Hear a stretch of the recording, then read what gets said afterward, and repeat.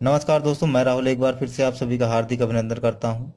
दोस्तों, आज मैं आपको बताऊंगा महाभारत युद्ध समाप्त होने के पश्चात आखिर क्या हुआ। जाने महाभारत से जुड़े इन टॉप 6 रहस्यों के बारे में।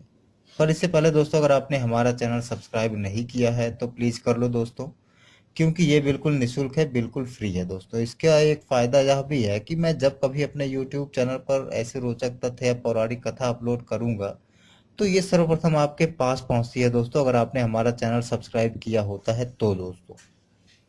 तो दोस्तों, अगर अभी तक आपने हमारा चैनल सब्सक्राइब नहीं किया है तो पहले हमारा चैनल सब्सक्राइब कर लो दोस्तों। दोस्तों, आइए जानते हैं हम इन टॉप 6 रहस्यों के बारे में। दोस्तों, कुरुक्षेत्र में अनेकों योद्धाओं के मध्य हुए महाभारत युद्ध के बारे में तो हर कोई जानता होगा, जिसमें पांडवों ने भगवान श्री कृष्ण की सहायता से कौरवों को पराजित किया था। लेकिन क्या आप जानते हैं, जब महाभारत का युद्ध समाप्त हुआ तो क्या हुआ, तथा युधिष्ठिर के राजा बनने के बाद उन्होंने कितने वर्षों तक राज्य किया और इसके बाद की क्या कहानी है। आइए आपको महाभारत के उन रोचक रहस्यों से अवगत कराते हैं जो शायद ही आपने पहले पढ़ा या सुना हो। दोस्तों, पहला रहस्य है, जब महाभारत का युद्ध समाप्त हुआ तो युधिष्ठिर को हस्तिनापुर का राजा घोषित किया गया, तथा जब युधिष्ठिर का राज तिलक किया जा रहा था उस समय गांधारी अपने पुत्रों के मृत्यु के शोक से व्याकुल होकर श्री कृष्ण के समक्ष आई तथा उन्हें श्राप देते हुए कहा कि जिस तरह तुमने मेरे कुल का नाश किया उसी दर्द से तुम्हारे कुल को भी गुजरना पड़ेगा। दोस्तों, अगला है, पांडवों ने हस्तिनापुर में पूरे 36 साल तक राज्य किया। उधर द्वारिका में भगवान श्री कृष्ण को मिले श्राप के कारण वहां की स्थिति बिगड़ने लगी। दोस्तों, श्री कृष्ण इन सब से छुटकारा पाने के लिए पूरे यादव वंश को प्रभास क्षेत्र में ले आए, परंतु यहाँ भी श्री कृष्ण को मिले श्राप के कारण पूरा यादव वंश एक दूसरे के खून का प्यासा हो गया और स्थिति इतने बिगड़ने लगी कि कुछ ही समय बाद पूरा यादव वंश ही समाप्त हो गया। दोस्तों, तीसरा है रहस्य है, यह भयावह संहार को रोकने के लिए भगवान श्री कृष्ण ने अनेकों प्रयत्न किए परंतु सब विफल रहे। दोस्तों, एक दिन भगवान श्री कृष्ण एक वृक्ष के नीचे विश्राम कर रहे थे, तब किसी शिकारी ने उन पर भी निशाना साध दिया।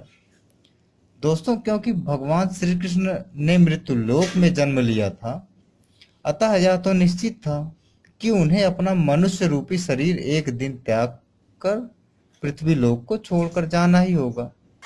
अतः भगवान श्री कृष्ण अपना शरीर त्याग कर बैकुंठ धाम की ओर चल दिए। दोस्तों, चौथा रहस्य है कि इसके बाद व्यास ने भी युधिष्ठिर को यह बता दिया कि अब आपके जीवन का उद्देश्य समाप्त हो चुका है। ये वही समय था जब द्वापर युग बस अपने समाप्ति की ओर था तथा कलयुग का आरंभ होने वाला था।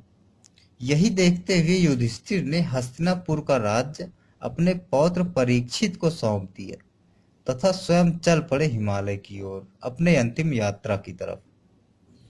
दोस्तों, युधिष्ठिर के इस यात्रा में उनके साथ उनके चारों भाई और द्रौपदी भी उनके साथ चल दिए थे।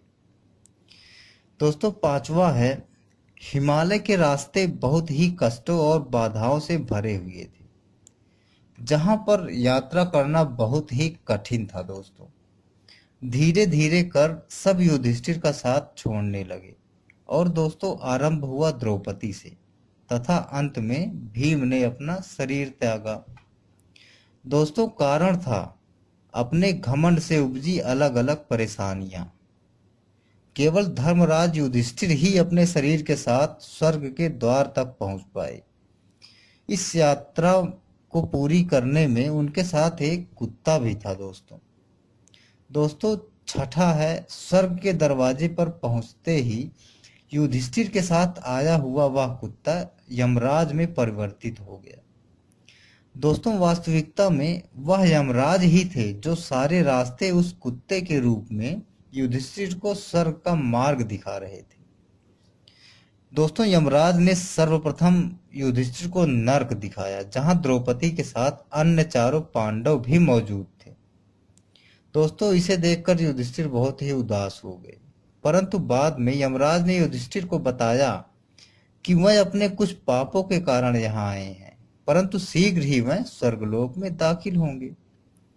दोस्तों इस तरह समाप्त हुई महाभारत की संपूर्ण कथा और कृष्ण की जीवन लीला, तथा साथ ही खत्म हुआ द्वापर युग और पृथ्वी पर आगमन हुआ कलयुग का, जिसे आज हम और आप जी रहे हैं।